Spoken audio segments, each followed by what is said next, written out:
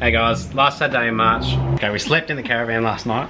It was really comfy. That mattress is so good.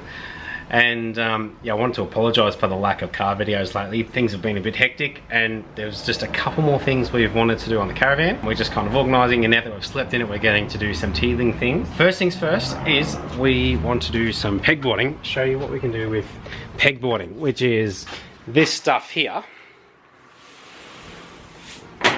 And we want to put it on the inside of our door, so when it opens up, we can have an actual usable space for Taylor to either rearrange our plants with those little hook things, or you can set up the hooks and have like a little hooky thing, but just have it as a multi-purpose useful space.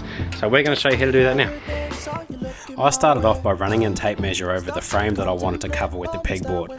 Ultimately, I decided to cut the maximum size possible so that the screws were most easy to install, and by that I also chose to notch out a piece where the door handle was going to go instead of cutting it the whole side shorter.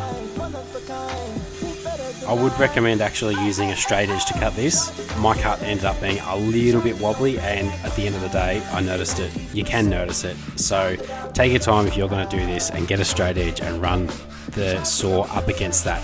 Also, go the extra minute and sand back your edges and make the corners round. This part here, we're undoing the bolts for the handle so we can place the pegboard up, clamp it into place, and then drill back through so that we have the right holes to put the handle back on and sandwich the pegboard in where it goes, as well as the holes to mount it. In this clip, I've just used the countersinker so that the screws can go in a little bit without squashing the pegboard. It's really quite flimsy when you drive a screw into it. And this, now we're putting the holes back through the door so we can relocate the handle that come off.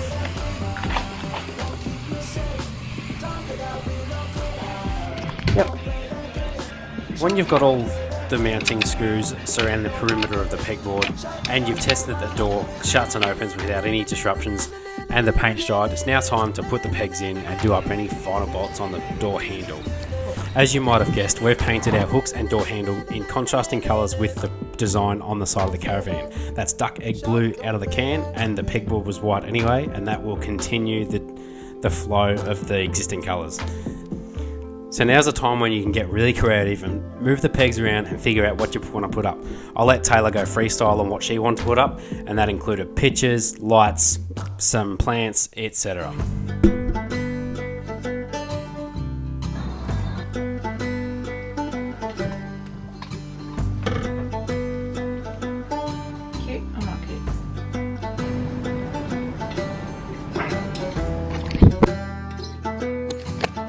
Oh yeah, we got a cat. Do you want to go have a look? It was only today that we picked up a cat. We started recording and thought we'd have a little surprise for you. So everybody meet Opie, Winston, Rudolph. Hey buddy! You comfy up there? He's still a bit shy. We've given him a fair bit of space today, but come here. Come on, say hi to all my YouTube fam. Everybody meet Opie, Winston, Rudolph. Hello!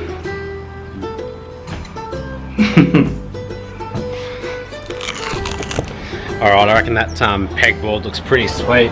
So one other thing I wanted to show you what I'm doing. It's probably not really a hack or whatever, but it has to do with my obsession with Velcro. So we've got another roll of Velcro. I think this was like 15 bucks worth. And one of the things I really wanted to do is a strip of Velcro along these shelves here, so that anything that gets placed, we can put the opposite side of Velcro on and it should never move. Like, that should be rock solid. Even if they don't move and they just rub against each other, things are going to get scratched, so we're going to do that now.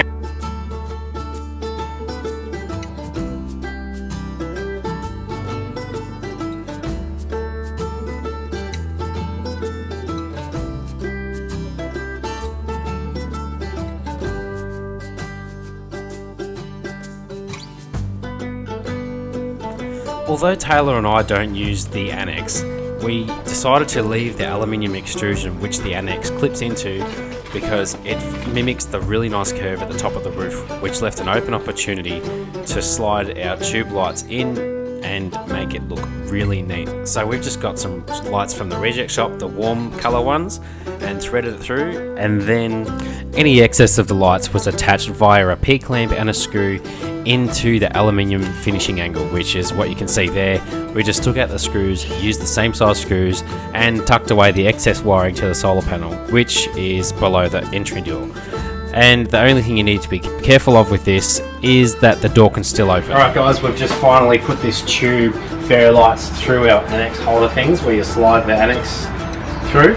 And yeah, we're just going to let it charge because they're solar lights. We don't really use the annex much, so if we do, we'll just have to pull it out of the actual things, and everything else shouldn't interfere. So we're going to let it charge, come back in a few hours, and hopefully it looks rad. Thanks for watching.